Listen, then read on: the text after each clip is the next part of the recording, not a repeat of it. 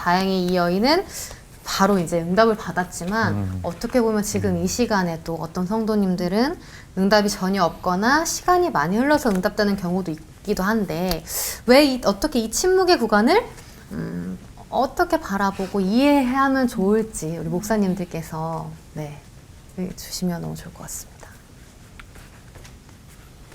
올포원 나올 때마다 의상이 제일 걱정입니다. 지난번 옷 넥타이만 받고 똑같이 하고 왔는데 제가 색감 뭐 이런 걸 잘 몰라요. 그러니까 주일날에도 아내에게 이렇게 양복을 결정하면 여기에 맞는 넥타이를 뭘 해야 되느냐. 어제 아내한테 물어봤는데 아내가 너무 바쁘더라고요. 그래서 뭘 해야 되느냐 했더니 대답을 안 하는 거예요. 뭐 바빠가지고. 그리고 아침에 막 일찍 어쩔 수 없이 이렇게 나오는데 아내가 아니 어제 좀 더 간절하게 물어보지.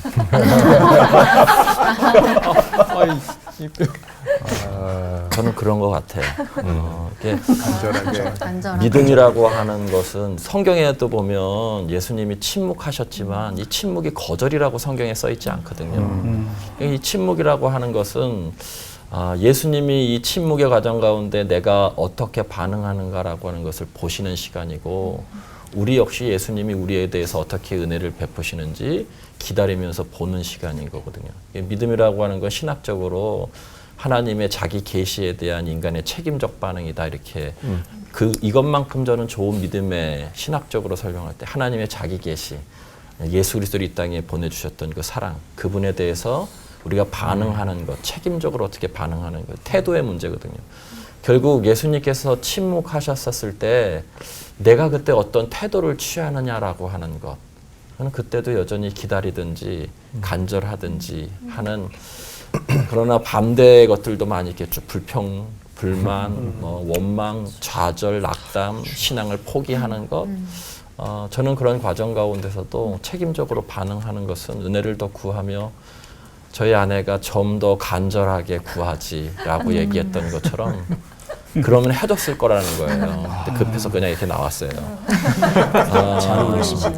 지난주에 주일날 그래서 우리 집사람이 골라줬었던 거라서 했는데 저는 그때 한 번 더 그 간절함의 모습을 하나님 앞에 보인다면 그것을 원하셨지 않았겠는가라고 하는 생각을 합니다. 태도의 문제이다.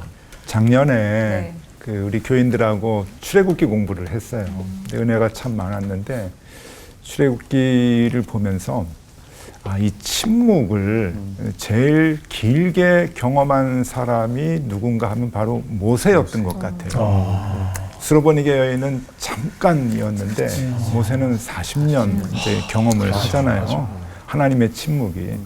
모세는 자기 삶이 얼마나 괴롭고 힘들었는지 첫 아이를 낳고 이름을 게르솜이라고 지었잖아요. 내가 이방에서 거지가 되었다. 이제 그런 뜻이거든요. 객이 되었다라고 하는 뜻인데 내가 빈털터리가 되었다고 이제 한탄하면서 아이에게 이름을 지어줄 정도로 애굽의 왕자로 있다가 하루아침에 도망자가 돼서 광야로 쫓겨나고 그 다음에 도시에서 최고의 도시에 살다가 사막 광야에서 생활을 하는데 몇 해 있다가 돌아갈 줄 알았는데 사면 복권이 안 돼가지고 40년을 살잖아요. 그리고 애굽 왕자로 살면서 그 자기의 정체성 때문에 굉장히 괴로워했겠죠. 요즘 미국으로 이민 가서 아이들 낳으면은 아이들이 청소년기에 정체성 혼돈이 오는 것 같이 모세도 이제 그랬을 거란 말이에요. 내가 유대인이야, 애굽 사람이야 이러면서 굉장히 정체성이 혼돈이 되고 이제 40년 사면 복권이 안 되고 난 뒤에 완전히 나는 이제 여기서 광야에서 이제 귀신이 돼가지고 죽는구나 이렇게 생각을 하면서 하나님의 침묵 기간을 이렇게 겪었는데 생각해 보세요.